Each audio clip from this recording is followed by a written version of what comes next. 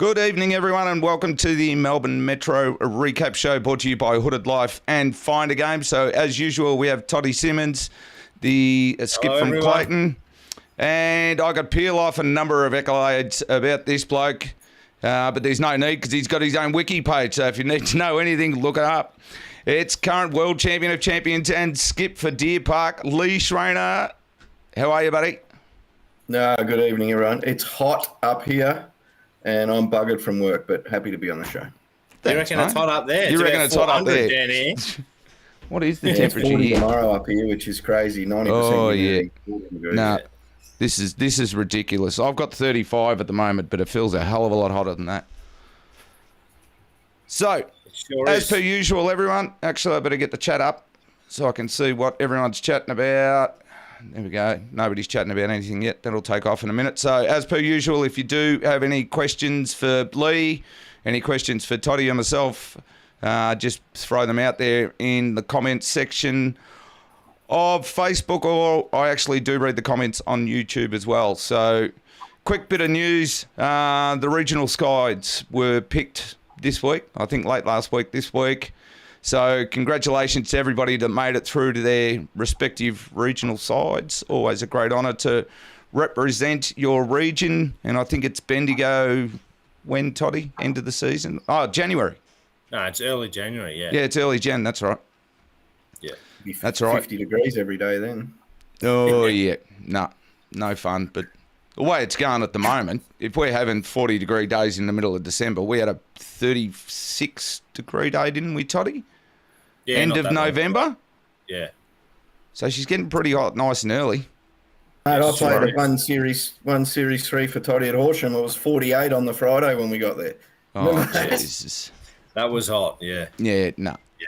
Nah, no wonder they got heat rules and stuff like that. It's ridiculous playing in heat like that.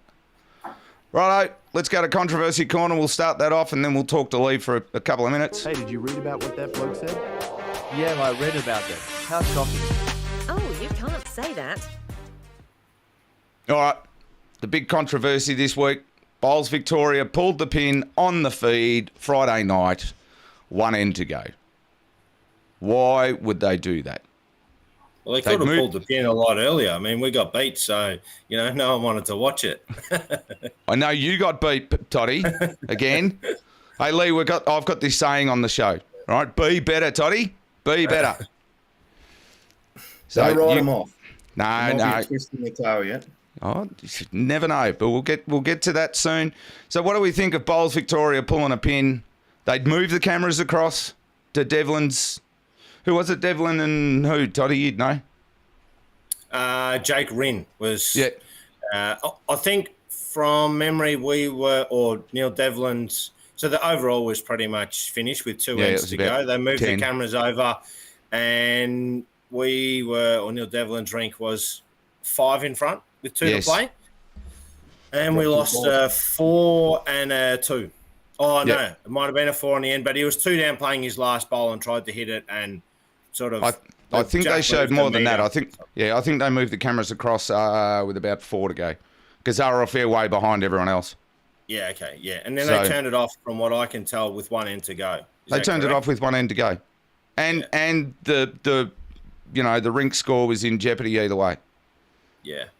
So, thoughts on doing I'm stuff like surprised that? if it's only 1 end, you would assume that they would complete the game with it being close, within one shot. If it had been 7 or 8, yeah, no problems. Like the chances of that occurring are pretty slim. But yeah, I'm surprised that it was turned off with 1 end to go. Well, Channel 7 don't pull the pin if it's a 100-point game. No, they don't. So, That's correct. I don't know. Lee, have you got an opinion or you don't want to have an opinion on this one? No, I'm that over bowls. I wasn't watching it, but I'll say that. But thank God they weren't streaming me and Millsy on Saturday because we had 7 ends to go overall and we had 7 ends left on our rink. Oh, really? We had to play the last 7 ends. Yeah. Hurry up, least you- Millsy. You're too slow. At least you had a crowd, mate. You would have enjoyed playing in front of the crowd, wouldn't you? Oh, you're used to We that. were 20 up, so it was pretty. Yeah, I did see the scores. We'll That get into helps. that. We'll get into that shortly. Yeah, all right. Bowls Victoria, be better on your live feeds. The other one I want to bring up, and this would be interesting for both of you, Ali Copley, she posts a fair bit on Facebook, and she raised an interesting question and put a poll up. Should we have or play an open singles draw at the Vic Open?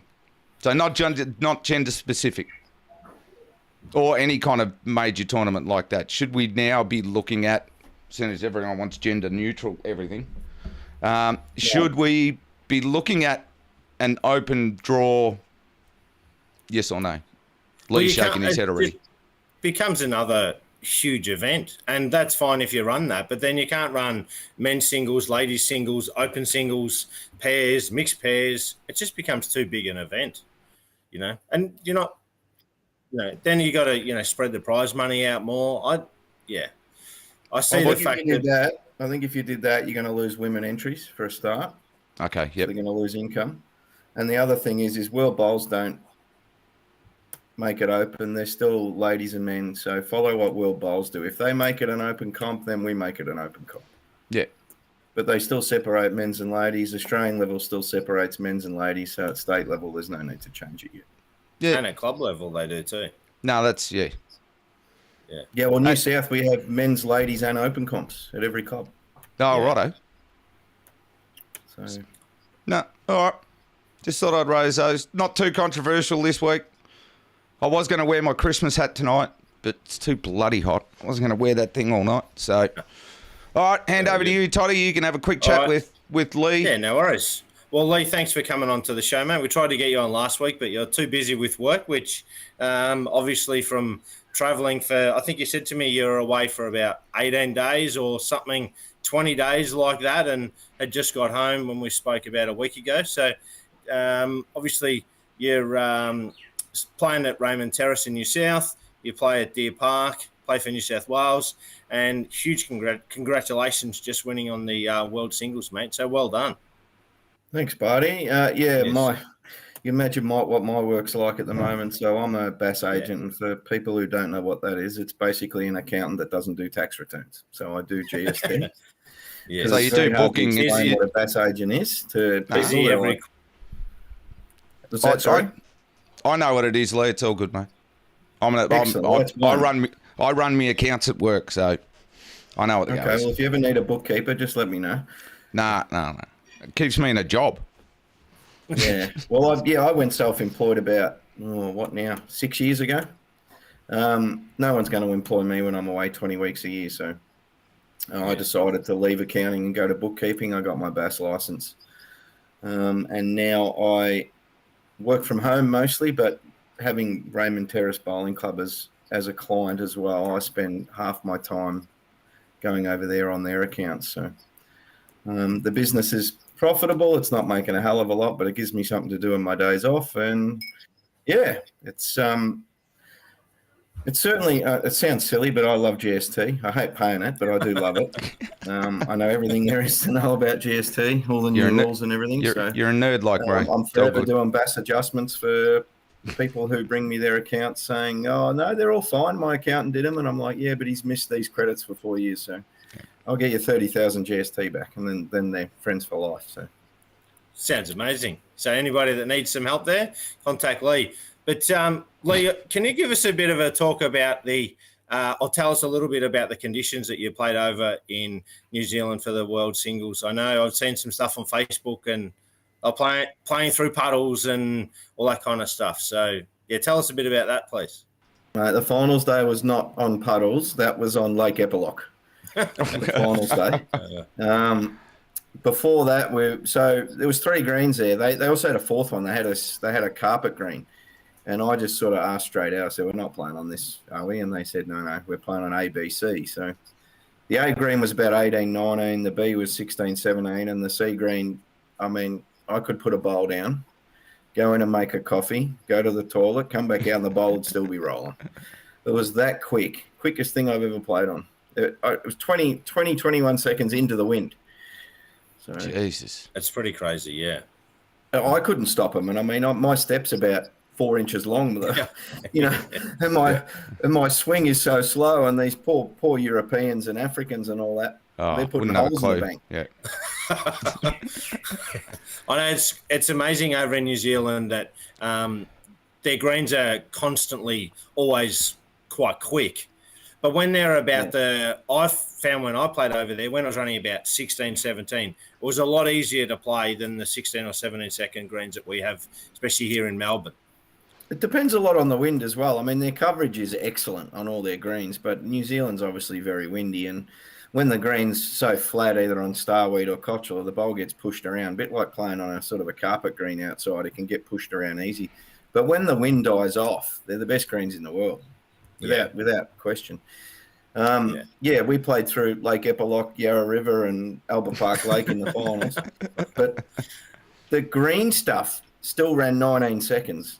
The puddles ran 11 seconds. The green stuff ran 19. Really? And there was more water on one hand than there was on the other. So it still felt a 14-second green out of your hand. It was just unbelievable. But if the jack landed in a green area in one direction, trying to get through the puddle and stop it on the green was pretty hard. So, but if the jack did land in a puddle, well, I mean, it was pretty easy to get close because you hitting the puddle 100 miles an hour and stopping. And just stop, Yeah. Oh, very Sounds good. like fun. Well, that's amazing that you won that, and that was the second time we just speaking before, and you won it back in 2019 as well. So, huge congratulations. Cheers, buddy. Yes. Hey, tell us a little bit about playing at Deer Park this year, because it's been a fair while since you played in Melbourne Premier League. Yeah, so I think last time I played in Melbourne, actually I flew in 1 year for Essendon, if I remember right, when Ant got hold of me, and I didn't really want to do much travelling because I was a bit unwell at the time. I think it was about 2015 or 16.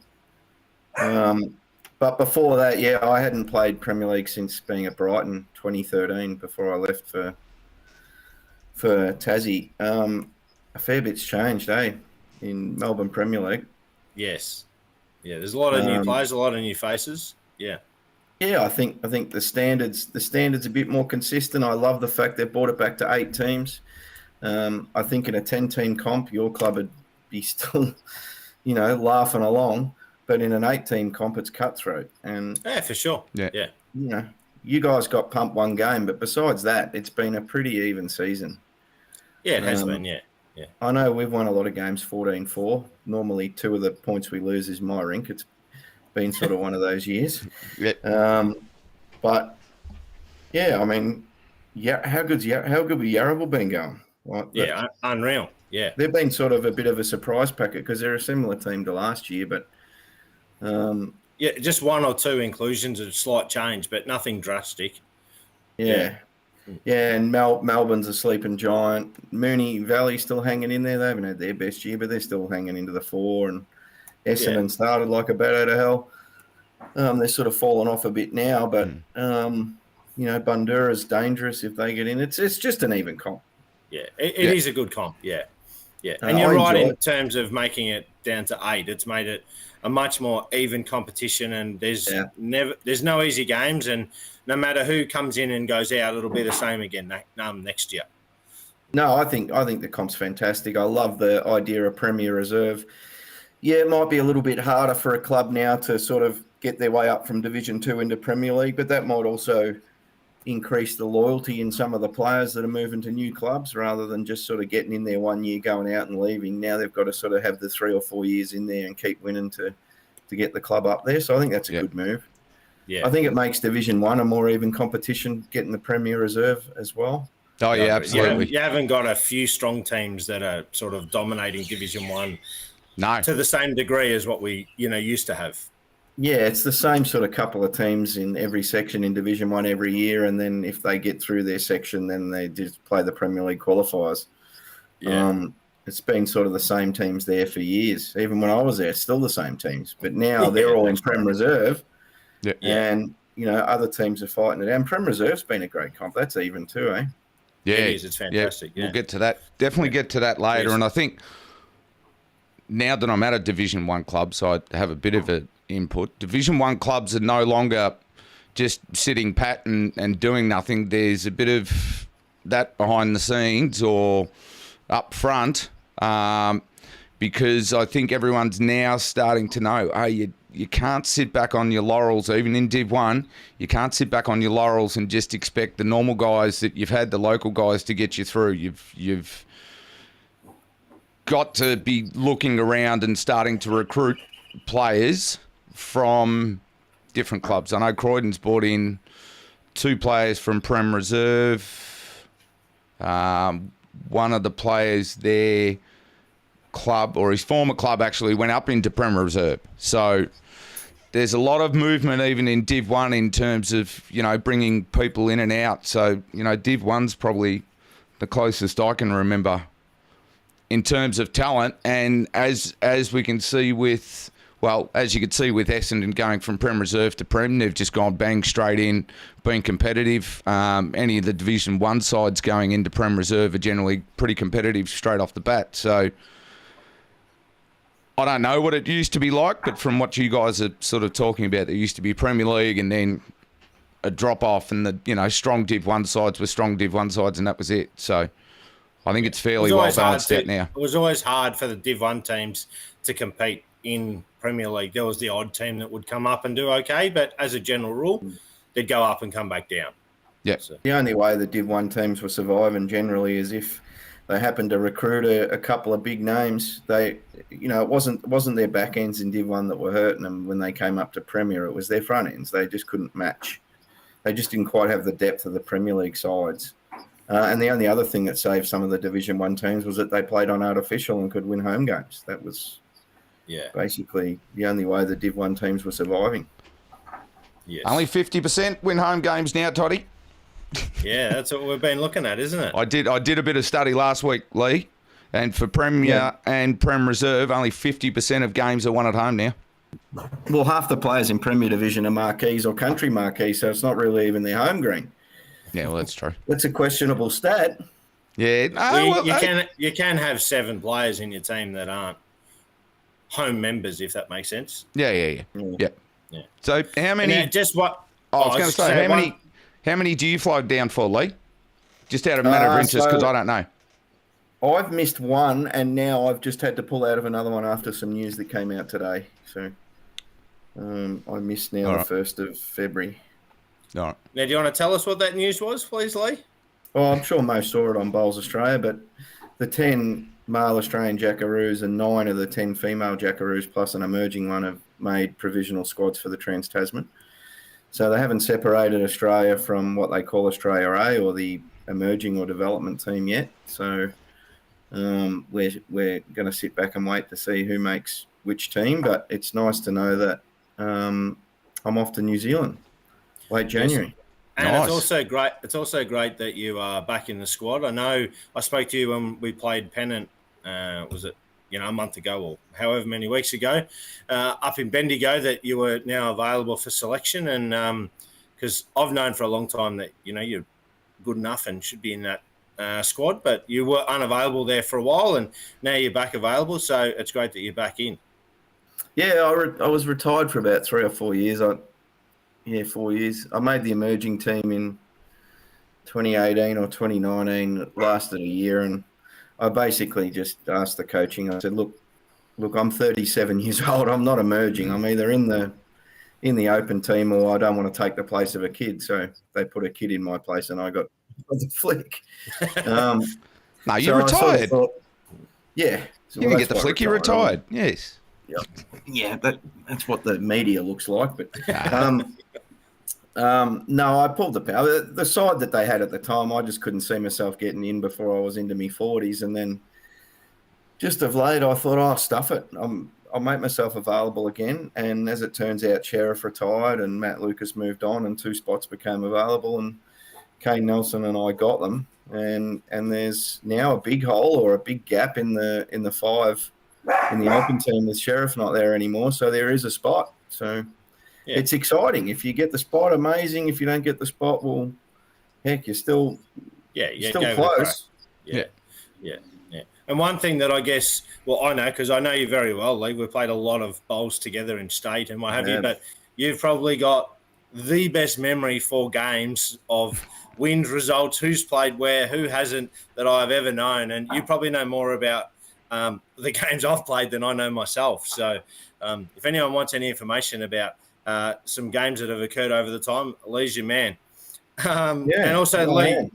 Well, Yeah, Toddy, he is a numbers man. Yes. And Lee, give your book a plug too while you're at it, mate. Yes, new autobiography. Yeah, I'm actually doing a book signing tomorrow at Lambton Bolo for anyone that's watching in our area. We've got a Books at the Bolo night. Daniel Hill's going to do a bit of an interview and we're going to flog some books off, but nothing to prove. I haven't got many copies on me at the moment, but if anyone's interested, they just have to send me a personal message. It's just an autobiography about where I started, couple of health problems, bit of discrimination stuff along the way, and then finishes in 2019 when I won the World Champ of Champs for the first time. So it's a good story to read. Not on Amazon yet, but very good. Yeah, it's on Amazon. It's on Amazon. It's on Kindle, so KDP on Amazon. You can buy paperbacks off Amazon, but they'll charge you more for postage, so you're better off coming through me for paperbacks. Very good, mate. Let's hope you sell a few. Yeah, I think we're close to 10,000 copies. So, jeez. The electronic, it's about 9,000 of them ebooks that have been sold. So, yeah, nice. Amazing. Yeah. Toddy, you got your copy yet? I haven't. No. No, I can't find mine either. No. Lee, just well, you haven't bought one. Oh. Yeah, you tight ass. Mate, I'm just giving you $10,000 worth of free promo.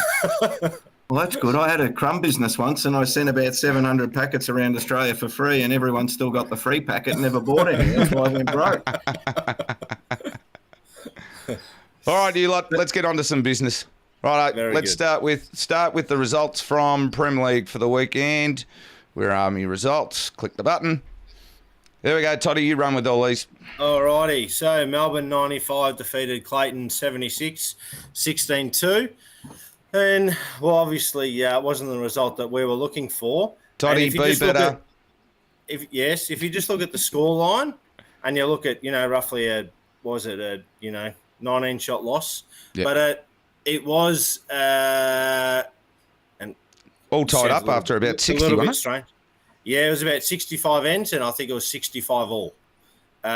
So it was just in the last 20-odd ends that, again, we didn't play the bowls that mattered, and Melbourne did, and, they got them the win. But unfortunately, my rink, we were 14 all and then lost 27-14, which doesn't help the overall. So I've got to take a fair bit of blame for that one, but or me and my rink.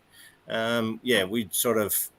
we're doing okay, and then the green slowed up, and we didn't sort of change the conditions as well as the opposition, and we went from, let's say having 2 or 3 in the head to having 1, maybe 2 in the head, and Sperry, he was playing really good and was able to convert when needed and playing to winning heads, and I wasn't able to get it back. So unfortunately, it wasn't the result we were after. And then we got Bandura 16-2 over Moonee Valley with a 1-shot win. Oh, sorry, the power's come back on. Oh, there we go. Hopefully we don't lose you, mate. Yeah, I haven't heard what the situation was going into the last end or so forth, but obviously that was a pretty close game. And a very big win for Bandura in terms of ladder position and so forth. So that was a good win for Bandura and probably a pretty tough loss for Moonee Valley because we'll look at the ladder in a minute. But that'll 4 out of the last 5. Yeah, well, and that'll tighten everything up for where Moonee Valley are in terms of the others. And then we've got Altona 14-4 over Essendon, which, that was a good win for Altona. And, as Lee said earlier, Essendon started off fantastic. I think they were second or something early on. But now they're down with us at the moment. So, but again, a couple of weeks and, you never know. Things can change pretty quickly with a couple of wins or a couple of losses. It was just one big win for Altona with Aaron Wilson winning by 21 there, which is always hard to cover in a game. Talking about big wins, Toddy, the next game.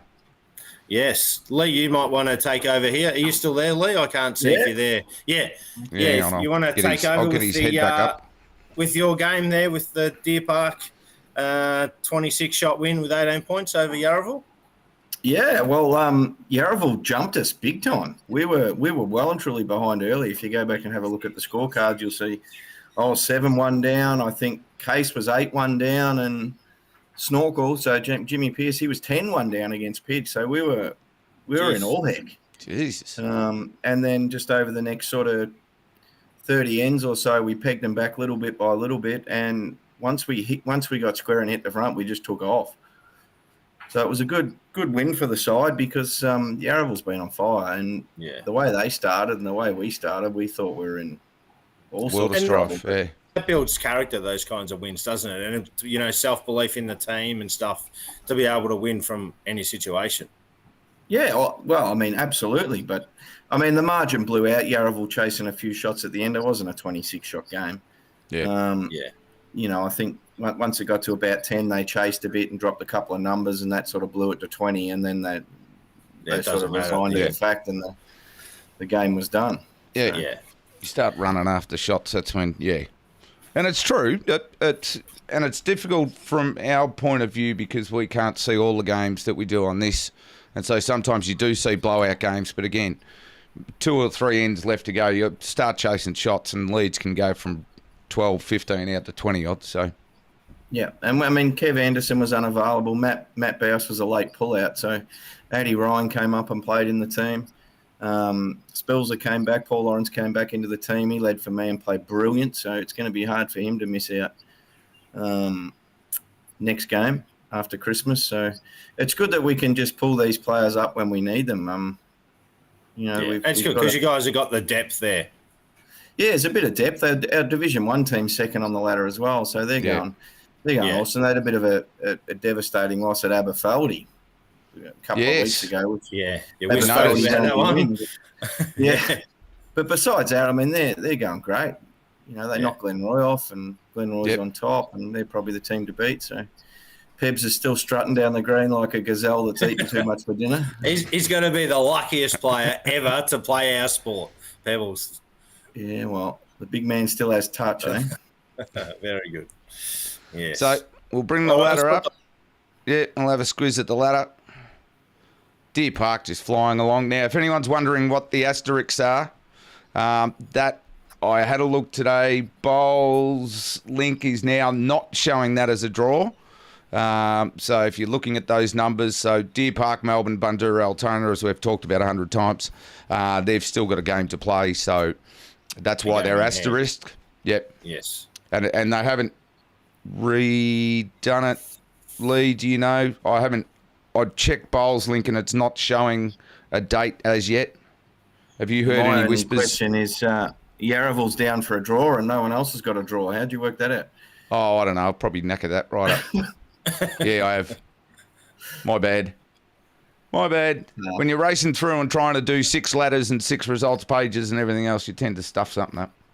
Well, I think Moonee Valley and is it Moonee Valley and Clayton played that extra game? Besides that, no one else has. Is that right? No, those two played. Moonee Valley, Clayton, and Essendon Yarraville played. Oh, yes. Yeah, because we missed the Bundoora game in Altona and Melbourne. I mean, they'll string out to the end of the year, and if they become important for positions, we'll play them. But I suppose if no one's going to move, then we won't bother with them. Yeah, that's right. Yes. No, righto. Has that been known to happen in the past, has it? No, well, it makes sense. If it gets to the end and, the result doesn't matter, why play the game? Yep. 100%. Yep. Yeah. No, that's true. So, just have a look at the ladder. So, Deer Park flying on top at the moment. So they're basically almost, Lee, you've almost got a game in hand because you got one up your sleeve. We're the only team that's beaten Yarraville, and we played them twice. So, yep. They're having a good season. So that's their 2 losses. Moonee Valley was the team that beat us in round 1, so we've sort of gone on a bit of a roll after that. Yeah, the Valley have only lost 4 out of their last... No, They've only won 1 out of their last 5, so they've just hit a bit of a lull. And I was talking to... and they only beat us, so, you know. Yeah, I was talking to Snapper Fisher today, and he said, let's just say we're looking forward to having a break. Yeah. And he left it at that. So, they've hit a bit of a lull because, again, they took off, beat Deer Park in round 1. I think they won their next 3. Were they 4-0 or 4-1? 3-0, I think. 3-0. Yeah. And then, so after that, they've been 1-5. So they will be looking forward to that break. Melbourne trotting along all right. Yeah, well, if you look at it, that middle bunch of teams, you know, you got the 2 on top that are clearly doing well, and then you got the middle 5 that are all relatively close. Yep, absolutely. Oh, you could, and then we're just a couple of wins away from being safe. But Toddy, you've been saying that now for 4 weeks, 5 weeks. How many more weeks can we? How many more weeks can we hang on? Well, the only thing to our advantage is we're only 30 points behind Essendon. Now, if Essendon had have won another 1 or 2 games and been at the, another 20 points ahead, then because I say you can win, you can make up 10 points per round roughly. Because chances of winning 18-0 and them losing 18-0 are very slim. So we're 30 points. We're 3 games behind them with 5 games to go. So hypothetically, we lose the first game back and they win. It's just about over. Well, from a Clayton perspective, and we asked this probably 2 weeks ago, at what stage do you then? Because how's your Division 2 side going? Yeah, they're going well. They're going well. So finals, top of the ladder, where are they? I haven't had a look, to be honest. Yeah, pretty sure they're on top, Okay. Do you start, and you did mention this, do you start looking to potentially give a couple of blokes in the Div 2 side a belt out in Prem League and then... Well, we've already rolled a few players through. Yep. Yeah. But keep in mind for our next 2 games, from the team we played on Friday night, we've got Shannon McElroy, Ryan Bester and Brendan Egan to come into our team for the next 2 games. So we've got 3 pretty handy guys to come in, which, should make a good difference for our team. Yep. So we'll know after round 10. Well, we actually play our game against Altona, which is like round 12, the day before we play Deer Park in Geelong. Our game's been moved to suit players, clubs. Oh, righto. What happened? But so we're actually playing. So we'll have played another game on top of others before. So we're playing Saturday, Sunday, double header. So in a way, that'll just about determine our season that weekend or where we're at. If we win 2, we're sort of back with a sniff. If we lose 2, we're in strife. Righto. Because I'm just having a look at Bowls Link. Geelong straight out of the bat, 19th of Jan. Yeah, we play Altona on the 18th. So what's that from? Round 11, 12? So I think 12. So they're taking it out of 12 and moving it back there. Yeah. Because we do whatever we like in Premier League. We just play games whenever we want. Yeah, it looks like it. Well, 12 might be the Trans-Tasman game, so they'll have Disco and Nick Cale available. So yeah, that's right.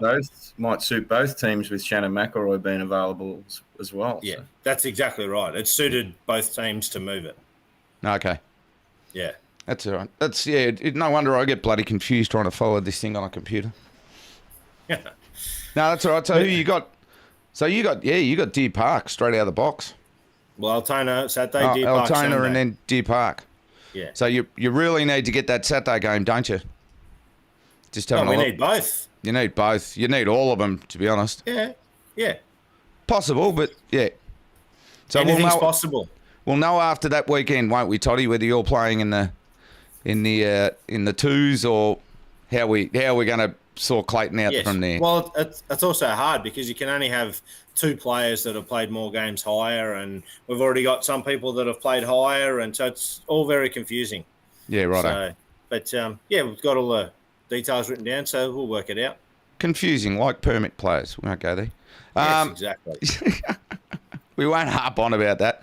Righto. So, thanks to our wonderful sponsors, Hooded Life, We have a deal going on at the moment. Hooded Life, a special offer on bowls clots. So if your club places an order for 100 towels, you will get another 50 for free. So that's 150 towels for the price of 100. $6 a towel. So get your club and board online. Ring Toddy or go to hoodedlife.com.au and he'll be able to sort you out. I've got my towels. Oh, yeah, here they are. Here's my wonderful towel that Toddy does for me. I'll get rid of that bloody thing on top. Is that your dogs going off again, Toddy? Yeah, it is. Yes. Halfway through the show, they don't like it. No. So there's my wonderful towel. I've got heaps of those. So they're great. They're awesome towels. Everyone I've handed them out to, Toddy raves about them. So they're very good towels. Righto. Premier League Reserve. Let's get on to those results. Yes. I hope you studied them, Toddy, because I was busy. Yeah, I had a bit of a look. So Dandenong Club 78 over Whittlesea 72. And then we've got Port Melbourne 68 with a narrow loss to Heathmont. Then we've got MCC 82 defeating Lilydale 70. And Fitzroy Vic 96 defeating Flemken 66. I guess the one probably there for me that I wouldn't have picked was the Port Melbourne Heathmont game. But again, Heathmont have been going along good. But I would have been predicting Port to have a win at home. But yes, they weren't able to get over the line. So that's yeah. But again, Heathmont is surprising everybody when you least expect it. You sit there and think, oh no, well Heathmont are playing away from home this weekend. No, look, they should be beaten on paper, and then all of a sudden, bang, they get a win. Yeah, and they keep hanging around. Yeah, totally. I mean, and if you bring up the ladder and you have a look, which I will, just quickly. See, Heathmont's moved up into third. Yeah, and if you look from second to seventh, it's all so close. Yeah, and then even Whittlesea, they're only 13 points behind Flemken, so they're not far away either. And MCC aren't that, they're not that far clear on top either.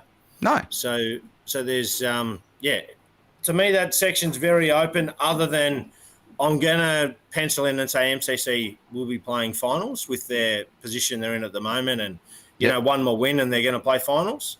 But everybody else, no one's guaranteed anything at the moment. No, absolutely. Yeah. And just the last two results, so MCC beat Lilydale 82-70, 3 ranks up there. Fitzroy Vic defeated Flemken. So that's a big win from Fitzroy. 30 shots with 3 ranks up. So at home though, they're always going to be hard to beat on their synthetic. Yeah. Are they? Yep. Yeah. Never been there, but there we go, Todd. Yes. Three home teams win this week. Of course. It's normally what happens, isn't it, Clarkie? Order is restored, mate. Order is restored. They've seen my 50% stats. I think weren't Premier League the same? Just having a squiz. Hang on. Have a look at theirs. 1, 2, 3, all 4. Yeah. See, I reckon they all listened to the show, Toddy, and said, "Hey, we've got a Clarkie and Todd laid into us, and we've got to lift our game." Yeah, that must have been it. Yeah, that's right. Yeah, right. Yeah. Yes. What's happening with Paul Whittlesea down the bottom? Yeah, I know. And they beat MCC. That was one of their wins, was to beat MCC. I think MCC have done brilliantly to be on top, because have a look how many synthetic and carpet greens are in that section. Yeah. In the Premier Reserve. So that's a big effort from them to be on top.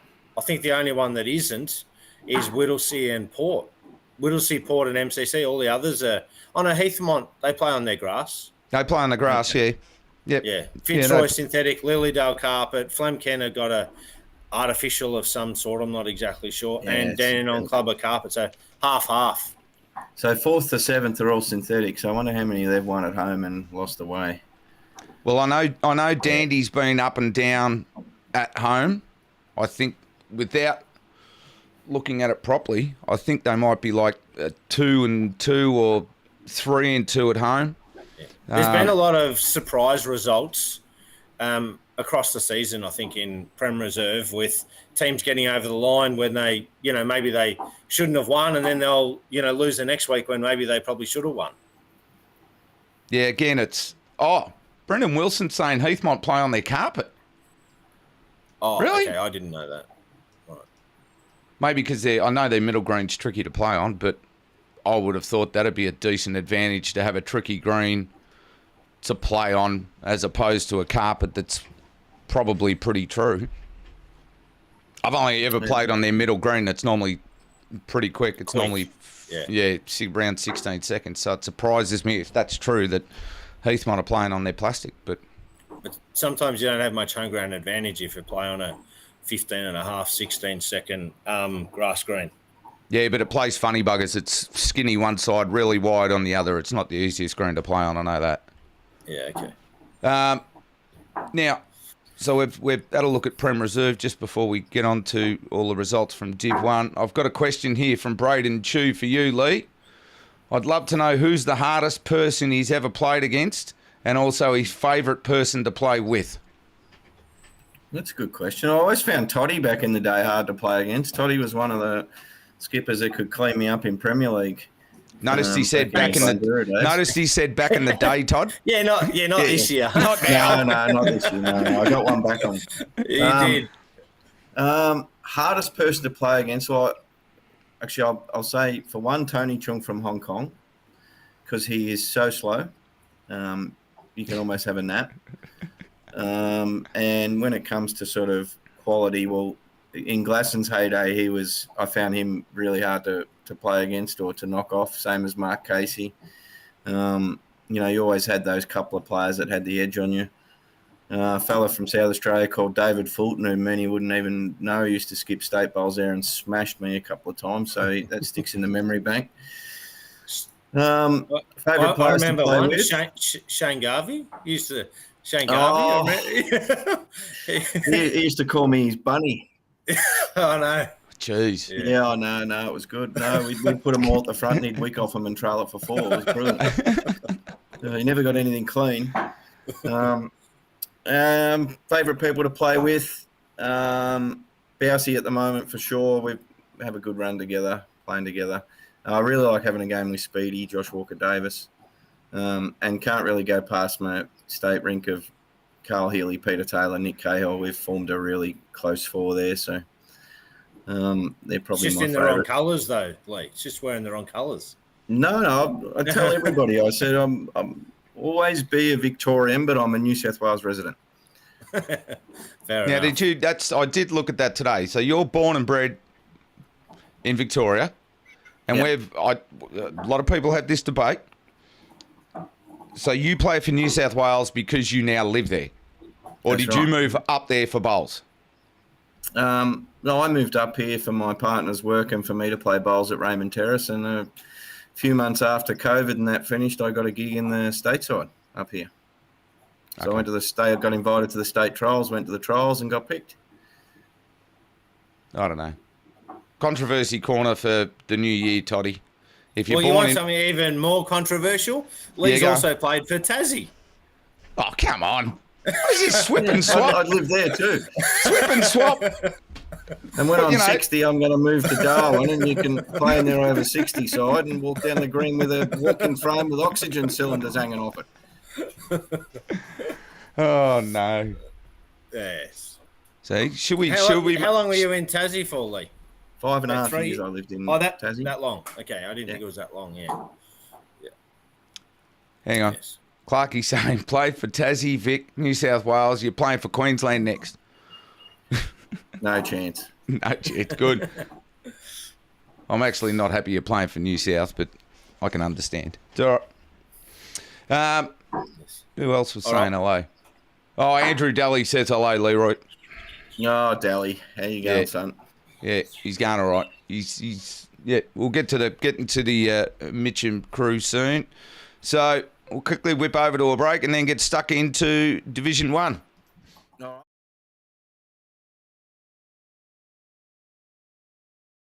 Hi, I'm Matt from Find a Game. Ever organised a tournament and you get this scenario? Hi, this is Dave. I was wanting to enter your tournament on the 25th of September. Please call me back. Yeah, hi Dave. This is Todd. Please call me back so I can get your details for our tournament on the 25th of September. That back and forth happens time and time again while taking entries. While you're doing all of that, you're plugging names and details into spreadsheets. You then have to hope they turn up on the day, and when they do, you have to organise all of the entry money. How many hours total do you spend doing all of that? Find a Game is the solution to all of those worries. The only thing you need to do is enter the tournament details and how much each entry is. With our revolutionary website, players can search for and find your tournament, enter their details, and pay up front. You receive emails for each entry and can manage all the entries online. You can even send an email out to all participants. Just before the tournament starts, you will receive all of the entry money straight into your bank account. It couldn't be any easier. Contact us today and we can send you all the information you require to start saving many hours organising tournaments. Oh, we can also list all of your social bowls events as well. Find a Game, the new revolution in lawn bowls events. Hey, did you read about what that Oh, bloody hell, controversy corner, get out of it. Sorry, controversy corner shouldn't have come up. Righto, Lee, thank you very much for sticking around, mate. I know you've had a very long day at work, and plus, like Clarkey said, you're due for a smoke. So, Clarkey's always on the chat. He knows every bastard. He knows what everyone's doing. He's got a comment on everything. He's a good man.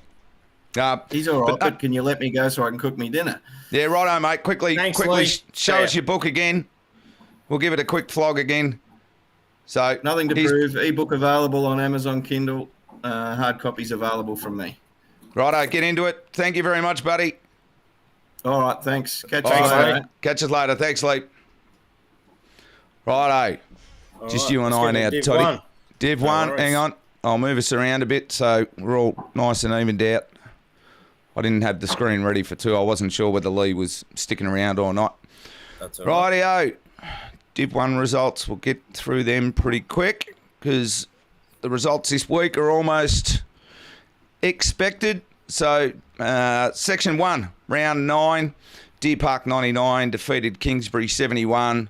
So, sort of as expected here, Deer Park were third, Kingsbury down the bottom third. Glenroy with another win, 93, all 4 rinks up over Club Sunbury. Now, this is the surprising one, Todd, because Glenroy was actually first, Club Sunbury second. So they were both on 6 and 2. So surprising result there to see Glenroy beat Sunbury fairly convincingly there. Yes, that's true.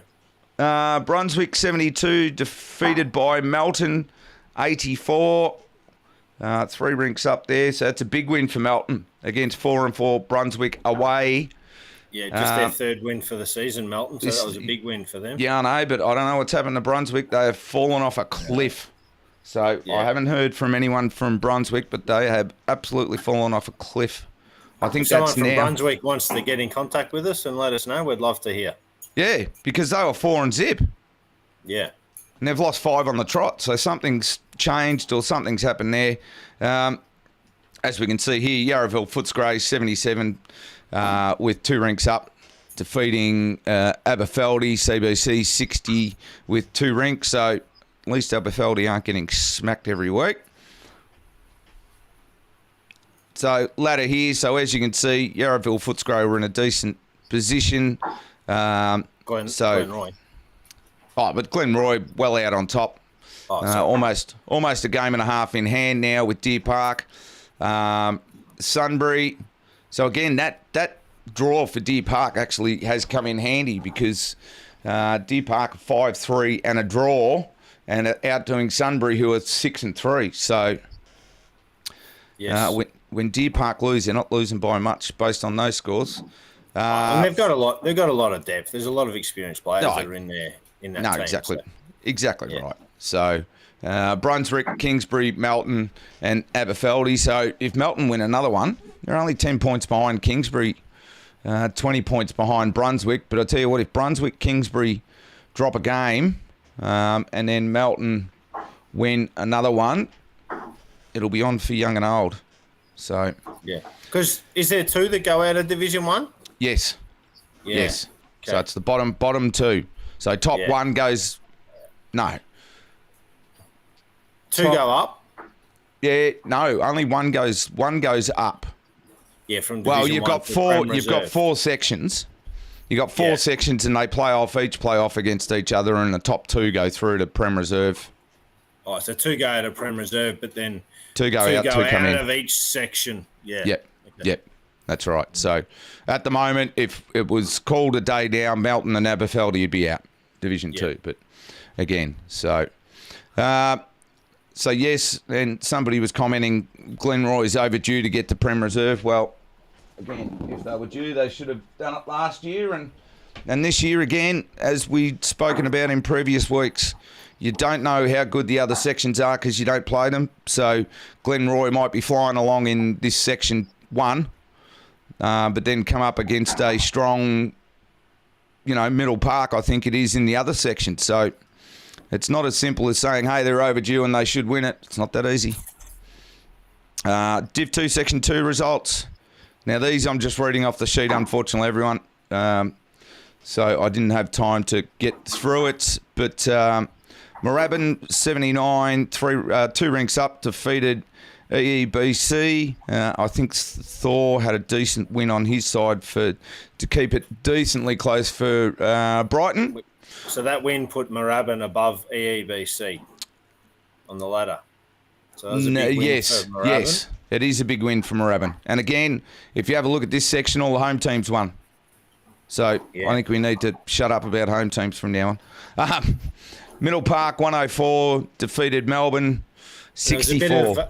There was a bit in this game, Middle Park, Melbourne. I was talking to a few people at Melbourne on Friday night, and they were pretty keen for the game because there was a few people there that were from Middle Park and also Melbourne at the game. So, yes, good win for Middle Park, and unlucky for the Melbourne Twos. Is there a bit of niggle in this, or are you just saying? Nah, just a little bit of bullshit talk Friday night after a few drinks, and Oh, one of those. Yeah, righto. Yeah. It's always good to hear a bit of that, gamesmanship you don't mind a on bit the of- night before. Yeah, a bit of banter. Don't mind a bit of banter. Boys shouldn't be hitting it the night before a big game, but anyway, we won't go into that. Righto, Blackburn, 82, defeated Richmond Union. Again, we know Richmond Union's situation. And Beaumaris, 79, 1 rink up over Bentley, 70. So again, Bentley's won the last two, I think, now. So they've started to, travel nicely. So if we have a look at the ladder, and, they only went down to a pretty strong Beaumaris. Yeah. So as you can see there, Middle Park still haven't lost a game. And that's where I think it is. And I've got to have a look. I think the way it's panning out, and I've got to double check this, it looks like all going well, Glenroy and Middle Park should be playing off in their 2 sections for a They're still spot. got to win their sections. Oh, I know. Look, but if results were out today, you'd say those two are going to meet in the divisional finals. Finals are a complete different kettle of fish. Oh yeah, I know. There's so many good teams that have lost games that they probably shouldn't have lost in a final. When if they had played them in the home and away, they win easy. So at Fitzroy, we had a super strong team. Yep. Like 3 or 4 years in a row, but we could never win.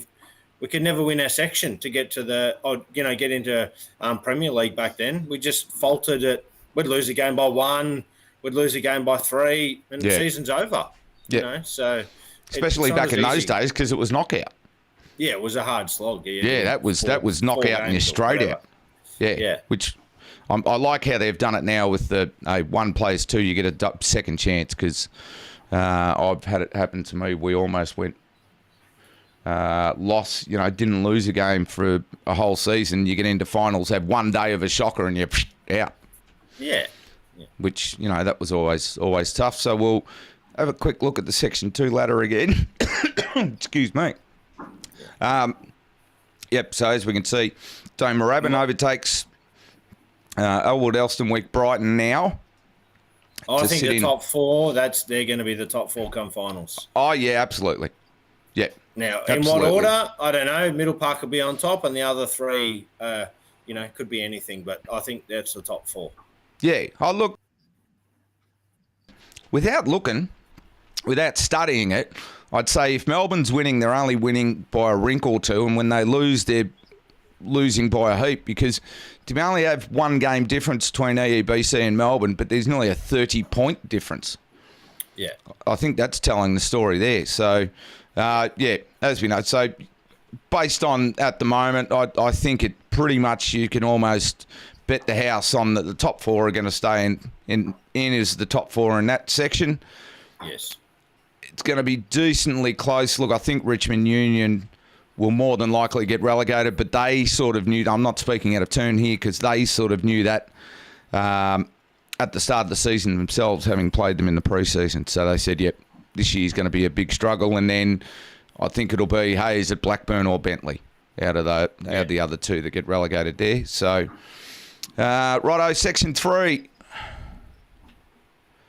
Mitcham 81 defeated Bundoora 75, so that was a decent win there by Mitcham.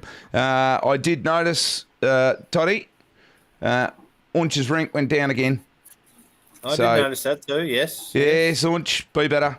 Yeah. Got to be a lot better than that, Unch. So, that's all right, he wasn't here. I was hoping he'd be here. Unfortunately, Unch had family turn up an hour before broadcast, so that's why he hasn't shown his ugly head. But yeah, Mitcham going all right here. Croydon, 65. It's got it defeated, Laylaw, but they didn't. Well, it's a draw. It's a draw, but they beat them on points. No, it was a draw. It was a draw, but yes, Croydon got 10. rinks. Croydon got 10 points. Laylaw got 8. Yeah, but it's a draw. I know it is. I know. So I was there because, luckily enough, and I've never had it happen before, I don't think, the top side and the second side were playing on the same green. So you can imagine the friggin' noise we're all making with that going on. We actually had 2 others, so we had 4 out of our 5 sides at home. That's a lot. Yeah, but the only reason that happened, Chirnside Park are doing works on their clubhouse. So they asked at the first half of the season to play all their games at home. And then on the back end, they're going to have all away games. So it just happened to be that we played Chirnside on Saturday, and it just happened to be that the other 3 sides were there. So the good thing about this game, just for people that want to know, Croydon were pretty much leading all day, not by heaps, so 7-10 up most of the day. I think, because again, I was concentrating on my own game, but sort of looking at their scoreboard. How did you go with your game? Yeah, good, mate. Did you have a look at the results? I was better this week, I'm asking you. I was better this week, Toddy. I shouldn't say I, because it's not I, it's the team. But yeah, no, my rink, we had a few changes in there, so we went back to our original rink at the start of the season where we're losing by a point, winning by a point. So, no, it was good to have the crew back together, and we did pretty well. Unfortunately for Chirnside Park, they met Croydon with 2 of the loudest. We're probably the loudest club in our division and section. And then you also had the, Division 1 guys next door. So Chirnside was sort of looking around after the sort of first or second rink going, don't really want to be here today. So unfortunate for them, but it's all right. Got to put up with noise. And again, it might be something we talk about in Controversy Corner for more the lower grades, is noise or not noise, music, not music, because that seems to be a hot topic in the lower grades. So yes, and it came down to, the draw came down to the last end. Chris Lionel Ritchie's rink needed a 3 to draw. Luckily, his front end gave him 2 on the kitty. And then they had the 3rd shot, and Lionel's come in, very, very small gap, nailed their bowl, and we thought he'd knocked it out far enough to give us 4. But on the measure, it was only 3 for the draw. So, Was that the last bowl of the game? Last bowl of the game, mate. All the pressure in the world, and the Scottish International had his bowl, had the bowl in his hand, and did it. So that's why he's on. That's why he's on the big bucks, just like me, Toddy. 100%. Yeah. So in the other games, Whittlesea 77 got defeated by Yarra Glen 84. We'll show that in the ladder. And then the two bottom of the ladder sides played off. Vermont South 73 defeated by Mooralbark 77. So unfortunately, Vermont still has not won a game for the year. So Mooralbark give themselves a bit of a hand. So really in this, and we've talked about it before, in this section, you sort of got the top three. Then you've got the next two who are fighting to stay out of relegation. I think Vermont South could almost write their season off by now. They've only I say 17 you points. can make up 10 points a game. Yeah. So there's 5 games to go. And they've got to make up 48 points. Yeah. So, they can't basically lose a game, and that's with Whittlesea not winning a game. Yeah, that's right. Yeah, that's right. It's not likely, possible, but not likely. And again, I think Vermont will know after the first round, after the break. So pretty close, as we've seen before. This section's an absolute humdinger of a section. There's no easy games at all, especially if anyone in the top 5 is playing each other. There's no easy games. I know Croydon lost to Whittlesea 2 weeks ago at home. It might have been. So again, Whittlesea is still there or thereabouts. They're not getting hammered. As you can see, their score difference is only negative 58. So they're not getting hammered when they lose. So again, one of those sections, and we called it the section of death to start the year. It's one of those really tight ones. Righto, on to section 4. Mentone Edge, as we know, just keep flying along. Defeated Cranbourne. Now, Cranbourne were last week. I'll bring up the ladders. Third. Yeah, Cranbourne with 4th. Yep. 4th. So they were on 4 and 4, but again, Mentone Edge just coming through and doing very well. Narre Warren got defeated by Mulgrave, 86-80. 2 ranks up there for Narre Warren, so that's a pretty good result there, considering they're 6th and Mulgrave were 3rd before the start of this week. Parkdale 77 got knocked off by Keesey 78, 2 rinks apiece. So we'll see that on the ladder. It makes the ladder very interesting there. And Cheltenham 79 won at home against Pakenham, who was 2nd on the ladder. So again, 5th playing 2nd. Cheltenham at home knocked them over. So that makes the ladder for this division very interesting. So we'll just bring that up just quickly. So again, Mentone Edge flying away. Mulgrave in 2nd, which is surprising because I reckon they've had a few decent losses and a few not silly losses. Yeah, but they've lost games that they should have won, and then they've won games where you think they haven't got a chance to win. So, based on ladder positions, you know what I mean? So, Pakenham into 3rd. Then we've got Cheltenham, Cranbourne, Narre, Keysborough and Parkdale. So, again, but bottom... you have a look from even 3rd down to 8th. It's all so close. Yeah, it is. And at the start of the year, we're sort of saying, Keysborough and potentially Parkdale. But especially Keysborough. I think they've won 2 out of their last 3, something like that. So they've got a bit of a kick on. So they're giving themselves every chance to stay in. And as you know, if you stay in any of these divisions, you give yourself a chance to recruit a few people next year. That's it. So, all right, Toddy, what's on for Christmas? Christmas is pretty hectic in our household this year. Yes. So the wife and daughter are going to Bali from the 21st to the 24th. They land at 5 a.m. back in Melbourne on Christmas Day. And then I fly to China to go and see all my suppliers at 8 p.m. Christmas Day. So I'll be over there for about 9 days. Going and seeing suppliers over in China. Yep. So if going through the factories. Anyone wants any new products, hit me up and I'll be sure to find them for you while I'm over there. You know what I want, Todd? What? I want sleeves. Sleeves. Yeah, that's on the agenda. I've got sleeves. Don't worry about that. Yes, I've got sleeves, but I want some match Jackson Ball sleeves. What's on your Christmas schedule? Not much. Unfortunately, the partner with her accident 8 months ago is still laid up. So it'll be a very quiet Christmas. We'll be going to the daughter's place with the new grandson. And Very Tasha's mother's over from Perth for the first time in about 3 or 4 years, I think, for Christmas. Like, she's been over other times, but she's coming over for Christmas. So that'll be nice, and then the rest of it will be not much going on there. I've got to start ramping up some training. I'm playing in the Newborough early January. So Singles.